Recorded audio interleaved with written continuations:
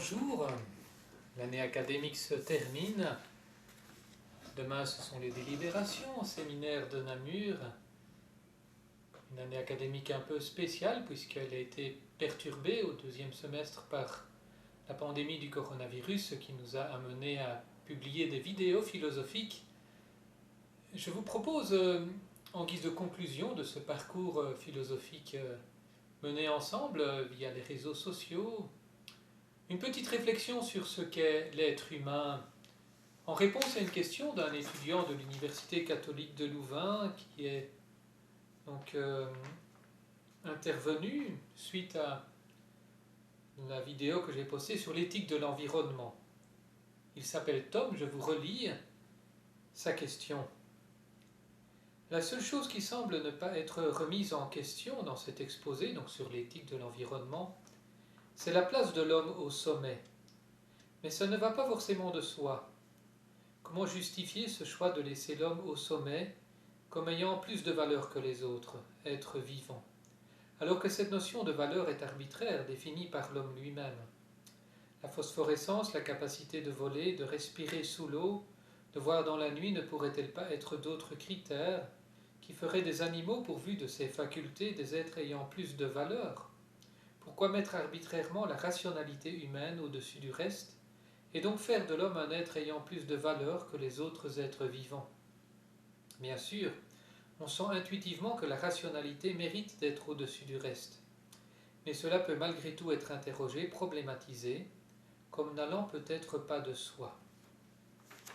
Très bonne question, qui me permet de conclure ce cours de philosophie morale. Et je vais élargir la question donc en m'interrogeant aussi sur le post-humanisme, le transhumanisme et le post-humanisme. Il y a comme cela des philosophes, des intellectuels qui pensent que l'humanité va être dépassée, transformée, voire dépassée, grâce aux technologies, à diverses technologies, la robotique notamment, l'intelligence artificielle, la médecine, la biotechnologie. L'être humain va évoluer, se transformer, et l'humanité peut-être va être dépassée, c'est ce que pensent les post-humanistes. Qu'en est-il dès lors de la spécificité humaine, et en quoi donc cette humanité, pourvue d'une rationalité qui lui est propre, a plus de valeur, d'une certaine manière, peut être placée au sommet de l'échelle animale?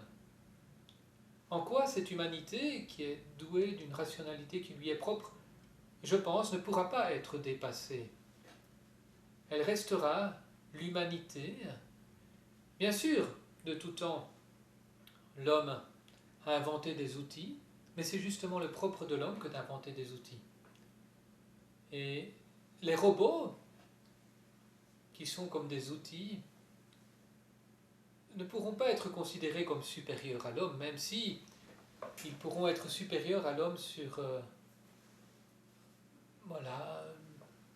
en ce qui concerne la capacité de calcul, par exemple, comme l'aigle est supérieur à l'homme en ce qui concerne la capacité de voir. L'humanité a une rationalité justement qui lui est propre et qui est telle que l'être humain ne peut pas aussi facilement que cela être dépassé, qu'il restera lui-même être humain et qu'il restera au sommet de l'échelle animale et aussi au-dessus des robots. Qu'est-ce que l'être humain? Qu'est-ce que la nature humaine? Aujourd'hui, l'idée de nature humaine est malmenée, est critiquée, et pourtant elle rejoint quelque chose de très profond, car s'il n'y a pas de nature humaine, au sens d'une essence de l'humanité, eh bien il n'y a pas de communauté humaine, il n'y a rien de commun, partagé par tous les êtres humains. Ce qui est partagé par tous les êtres humains, c'est cette nature humaine. Et cette nature humaine est une nature rationnelle. C'est Boès qui, dans l'Antiquité déjà, l'a expliqué, en expliquant que la nature humaine est une nature rationnelle. Et cette rationalité humaine est telle qu'elle fait de l'homme non pas quelque chose, mais quelqu'un. Et c'est là le point le plus important. Je m'inspire ici de l'ouvrage de Robert Spemann sur les personnes, et c'est sur la différence entre quelque chose et quelqu'un. La nature humaine est telle qu'elle fait de l'être humain une personne. Et la personne est quelqu'un et non quelque chose. Non la simple instantiation d'une essence, mais quelqu'un. En ce sens, chaque personne humaine est unique. Non pas par ses capacités de calcul, non pas par ses capacités visuelles, non pas par la vitesse de sa course, autant de capacités qui peuvent être supérieures dans le monde animal, comme dans le monde des robots. Et d'ailleurs, déjà, les ordinateurs sont bien plus forts que nous en termes de calcul. Ils vont encore se développer. Mais jamais on ne pourra dire qu'un ordinateur est une personne, comme on ne peut pas dire vraiment qu'un animal est une personne humaine, au sens où chaque personne humaine est unique, véritablement unique. Le propre de la personne, c'est qu'elle a sa nature. Elle est d'une certaine manière antérieure à sa propre nature. Elle n'est pas un exemplaire de l'espèce humaine, mais elle a la nature humaine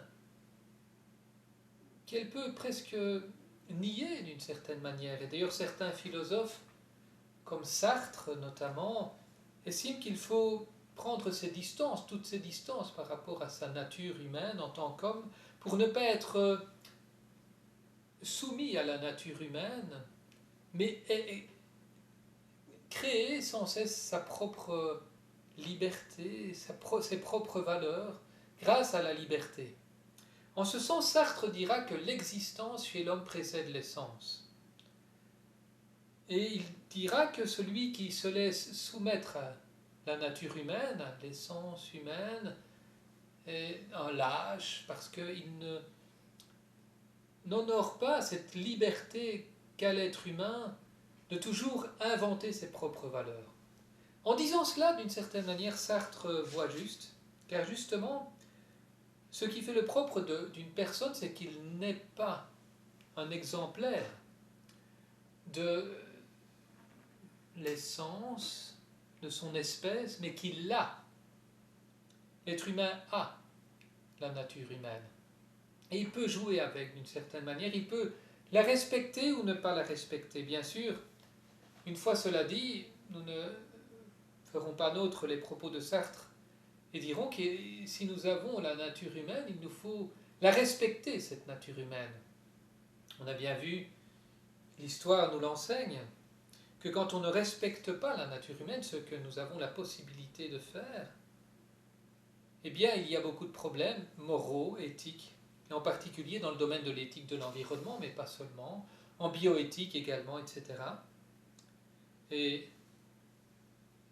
si nous ne respectons pas la nature humaine en la niant au regard des progrès de la robotique, cela créera d'autres problèmes aussi dans les domaines de l'éthique, de la technologie et des sciences.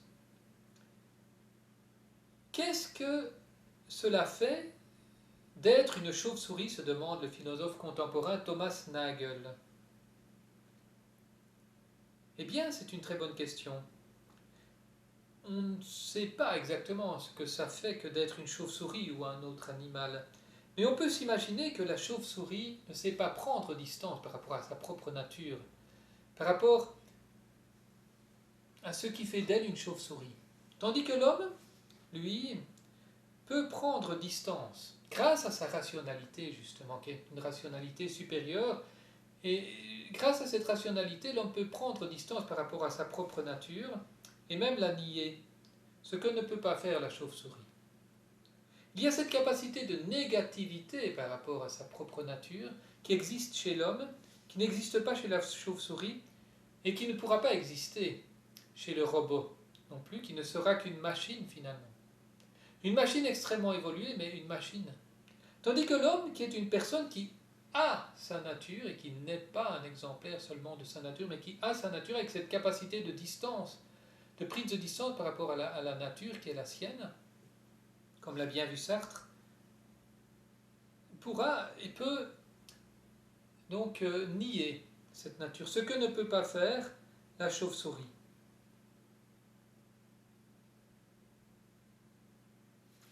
Cette question posée par Thomas Nagel nous introduit vraiment dans cette problématique de la spécificité de la rationalité humaine.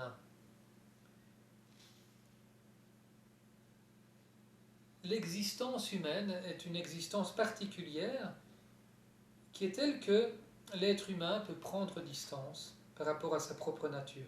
Et cela est permis grâce à sa rationalité. C'est la rationalité humaine qui lui permet cela. C'est ainsi que, quand on parle de l'humanité, on doit parler des noms propres et des noms communs. Il y a des noms communs, tous les objets du monde, les animaux, les robots, et il y a les noms propres, le dictionnaire des noms propres, dans le Robert, il y a 2 tomes, le dictionnaire des noms communs, le dictionnaire des noms propres. Et le dictionnaire des noms propres, c'est le dictionnaire de l'humanité en tant que telle, d'une certaine manière, de toutes ces personnes qui sont remarquables de par la façon dont elles ont construit leur histoire personnelle.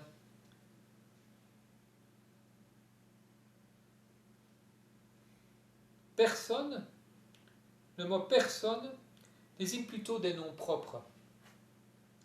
Et on n'aura jamais un dictionnaire des noms propres pour le monde des animaux. On n'en aura pas non plus pour le monde des humains. C'est donc cela la spécificité de l'être humain, et c'est en cela que l'être humain est supérieur, de par sa capacité à prendre distance, grâce à sa rationalité, par rapport à sa propre nature, et même à la nier, de par sa capacité de négativité. Et Robert Spemann, dans son livre sur les personnes, consacre un chapitre au négatif, où il montre que l'être humain peut, de diverses manières, nier sa propre nature, exprimant ainsi que sa propre nature, il n'y est pas soumis, mais qu'il doit la choisir librement, et qu'il peut toujours, grâce à cette rationalité qui est la sienne, qui lui est propre, qui n'est donc pas une rationalité qui se calcule en termes de capacité de calcul ou de capacité particulière à courir vite. Non, c'est une rationalité qui lui est propre, qui est une rationalité négative, qui lui permet de prendre distance par rapport à sa propre nature. C'est donc une rationalité qui est intimement liée à la liberté. Et Thomas Nagel, dans son livre sur les personnes, consacre aussi de nombreux développements à la liberté. C'est une rationalité qui est telle qu'il est libre. C'est une rationalité aussi qui est telle que chaque vie humaine est unique. Chaque vie humaine est une histoire sacrée. Et cela, c'est dû au fait que l'être a cette rationalité qui lui est propre et qui le mettra à jamais au sommet de l'échelle des vivants. Rationalité donc d'une personne humaine qui a sa propre nature et qui peut la nier. C'est la preuve qu'il l'a et qu'il n'est pas simplement un exemplaire. Comme le dit Boès, l'être humain, la personne humaine est une personne. Sa nature est d'être rationnel, mais il ne s'identifie pas à cette nature. Persona est natura rationabilis individua substantia. La personne est une nature rationnelle, une substance individuelle de nature rationnelle. Une substance individuelle.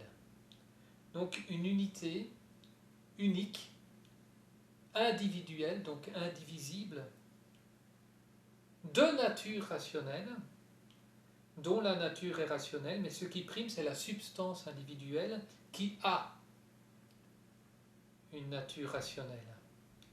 Un être humain, une personne, est donc d'avant tout une substance individuelle, un individu unique, à jamais unique, qui a une nature rationnelle, de nature rationnelle. Cette rationalité est là, à disposition, pourrait-on dire, de manière à ce que cette substance individuelle, qu'est la personne, antérieurement même, pourrait-on dire d'une manière logique, pas d'une manière chronologique, d'une manière logique, antérieurement même à cette nature rationnelle, cette substance individuelle est là, et la nature rationnelle est là pour permettre à cette substance individuelle, qu'est la personne, de nature rationnelle, de s'accomplir humainement. Voilà.